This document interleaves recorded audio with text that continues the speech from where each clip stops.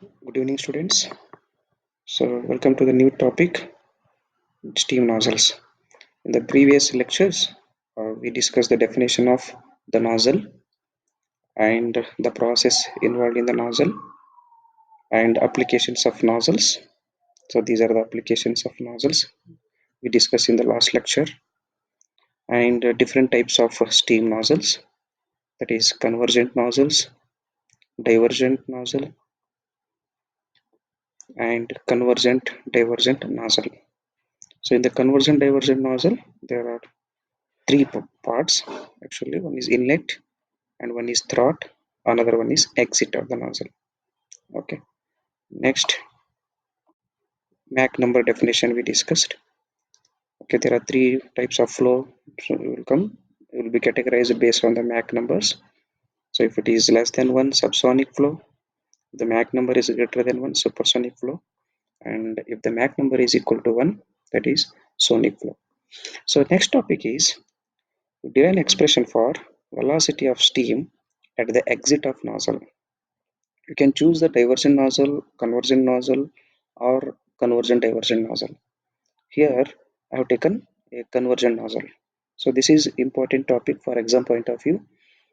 Okay, now consider a convergent nozzle as shown in figure. And as we know that if it is a working fluid is steam and it is used in the steam turbines, so the turbine surfaces will be insulated. Okay, so this are insulated. When the surface of the nozzles are insulated, the heat exchange between the system, it is nozzle and the surrounding, is equal to zero. That is the reason this process is called reversible adiabatic process. Adiabatic means there is no heat exchange of between system and surrounding. So I have taken 1 as inlet, 2 as exit point. So here P1 is a pressure of the steam at inlet section of the nozzle, H1 is enthalpy, and M1 is a mass flow of steam at inlet, and C1 is velocity at inlet of the nozzle. And dear listeners, C1 you can take velocity or you can take velocity V1 also. So V1 and C1 you can represent with velocities. In some books they will take C1, some books take V1. The reason is, so V1 is velocity. At the same time, we will represent the specific volume or volume of the steam also V. So to avoid the confusion between specific volume and velocity, so we'll take the new notation, that is C1 stands for velocity. So the unit of C1 is meter per second. And similarly, P2, H2, M2 dot and C2 are the corresponding points at point number 2, that is pressure at section 2, enthalpy at section 2, mass flow rate of steam at section 2, and velocity of the steam at section 2.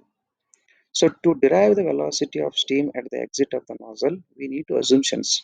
We need to assume some points. So what are the assumptions is, as we discussed in the beginning of this chapter, so mass flow rate of steam is constant throughout the section.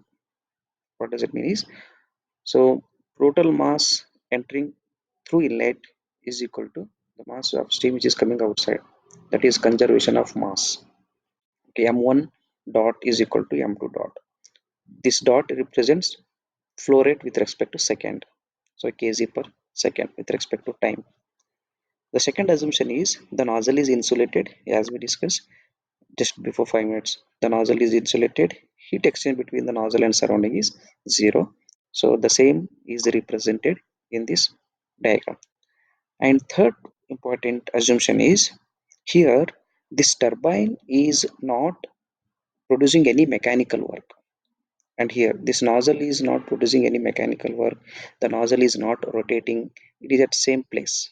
Here there is no movement of the nozzle, and as well as there is no rotation of the nozzle. Hence, the work done on the nozzle or by the nozzle is zero. So work done is equal to zero. So these are the assumptions we have taken before deriving the expression for velocity of steam at the exit of nozzle. So going to the next step. So apply steady flow energy equation between 1 and 2 sections. So steady flow energy equation we discussed in the previous semester, basic thermodynamics. So the amount of energy at inlet to the nozzle is equal to amount of energy at outlet of the nozzle. Okay, so Q dot plus M1 dot into enthalpy at section 1, that is H1, plus kinetic energy at section 1. Kinetic energy is half mv square. That m I have taken outside, so it will become c1 square by 2, or you can write v1 square by 2 also. Then plus potential energy is equal to work done plus mass flow rate at the exit. Similarly, enthalpy, kinetic energy, and potential energy at the exit of the nozzle. And dear students, you consider the assumptions. What we consider is it is an insulated nozzle, so Q is equal to 0, and there is no work done by the nozzle as well as on the nozzle, so work done is equal to 0. And one more law of conservation of mass, that is m1 is equal to m2. The total mass entering inside the nozzle is equal to the no, mass of steam coming outside, so is equal to 1, I have assumed. And neglect potential energy. Why you are neglecting potential energy is, just you look at this small diagram. Here this is the axis of the nozzle. The inlet of the nozzle is the same height from the ground level. At the same time, the exit of the nozzle is also same height. It is perfectly horizontal. It is not inclined or it is not vertical. If it is inclined and vertical, the potential energy at inlet and outlet will be different. But in this case, we have assumed that potential energy is same. So potential energy at inlet ZZ1 is same as outlet, that is equal to 0. Okay. So substitute these four assumptions in the above equation, that is steady flow energy equation. So we'll get 0 plus 1, m1 is 1, h1 plus c1 square by 2, potential energy is 0, is equal to work done is 0. So m2 dash, that is 1, h2 c2 dash square by 2 plus potential energy at exit of the nozzle is 0. Now you simplify this equation.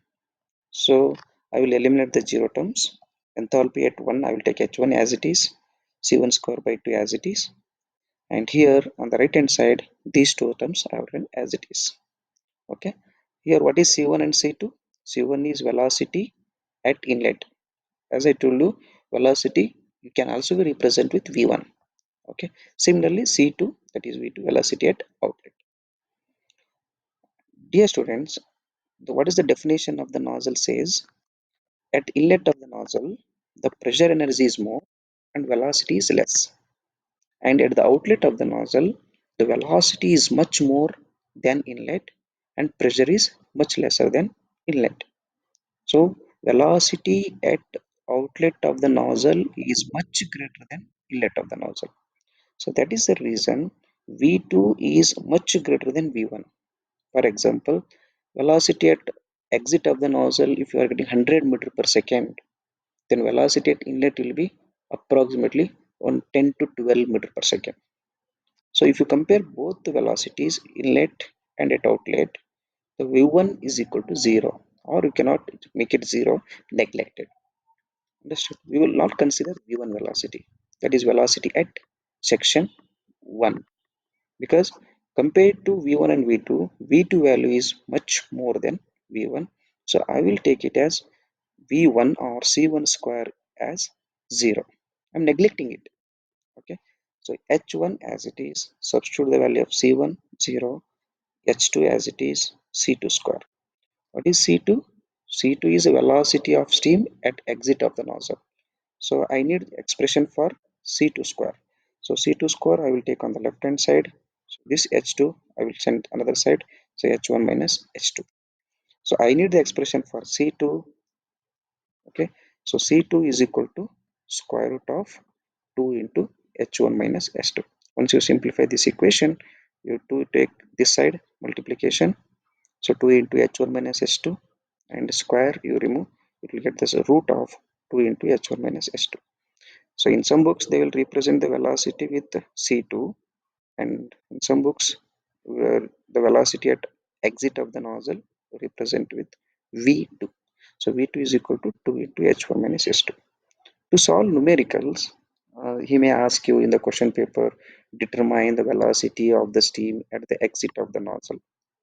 In such case, and dear student, just you concentrate here, value of V2 will be meter per second, okay, and 2 is constant, but H1 and H2, both H1 and H2, that is enthalpy at inlet minus enthalpy at outlet, both will be in kilojoule per kg in the steam tables. Okay, in the previous chapter we have solved some numericals. H1 is kilojoule per kg and HFG is also kilojoule per kg. So you now convert kilojoule to joule. So what is we have to do, you have to multiply with, just multiply with 1000. So here I have written the line, both H1 and H2 are in kilojoule in the steam table. So convert kilojoule per kg to joule per kg, multiply by 1000. So 2 into 1000 into H1 minus S2. So square root of 2000 will be 44.72. That is a constant value. I have taken it as outside. The remaining H1 minus S2 difference will be inside the root only. So this is the final expression for calculating the velocity of steam at the exit of the nozzle. So some 6 marks and 10 marks questions will be asked to calculate the velocity at the exit of the nozzle. Okay. Thank you so much, sir. And next class, in the next lecture video, so we'll discuss the effect of friction on the nozzle. Okay. Thank you so much for watching.